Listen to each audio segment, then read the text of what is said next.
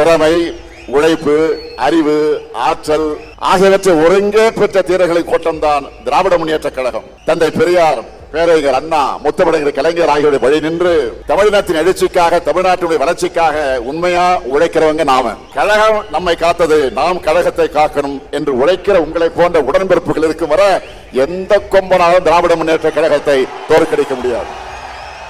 உங்களுக்கு தலைமை தொண்டனாக இருக்கிறது என் வாழ்க்கையிலே நான் பெற்ற பெரும் பேறு. உங்கள் உழைப்பை தொடர்ந்து கொடுத்து திராவிட முயற்சிய தமிழ்நாட்டை தலைகுனிய விட மாட்டோம்னு 2026 தேர்தலையும் நீங்க களப்பணி ஆற்றணும். இந்தியாவிலேயே முதல் முறையாக ஒரு மாநில கட்சி ஆட்சியை பிடிச்ச வரலாறு உருவாக்கணுங்க நாம. 75 ஆண்டு கால ஹிஸ்டரி இருக்கு நமக்கு. அதுக்கு பிறகு தமிழ்நாட்டு அரசியலுக்கு வந்து எல்லா கட்சிகளுமே திமுகவை அழிப்போம், ஒழிப்போம் சொன்னாங்க. ஏன் இப்பவும் சில பேர் பேசிக்கிட்டு இருக்காங்களே, இப்பவும் திமுகவுக்கு நாங்க தான் மாற்றணும் பேசுறாங்க. என்ன மாற்ற போறாங்க? நம்ம கொள்கைகளை விட சிறந்த கொள்கையை யாராவது பேசுறாங்களா? மாற்றம் மாற்றம் என்று சொன்ன எல்லாரும் மாறினாங்க, மறைஞ்சு போனாங்க. ஆனா திமுக மட்டும் மாறல.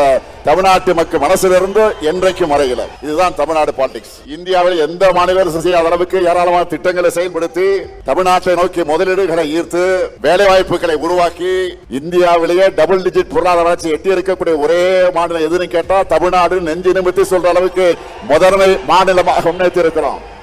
இதனாலதான் நம்ம திராவிட மாடல் அரசை பார்த்தா சிலருக்கு வயிறு எரியுது. வாய்க்கு வந்த அவதூறுகளை எல்லாம் அள்ளி வீசுறாங்க. அவருடைய கண்ணீர் ஆட்டுக்காக ஓனாய் வடிக்கிற கண்ணீர்.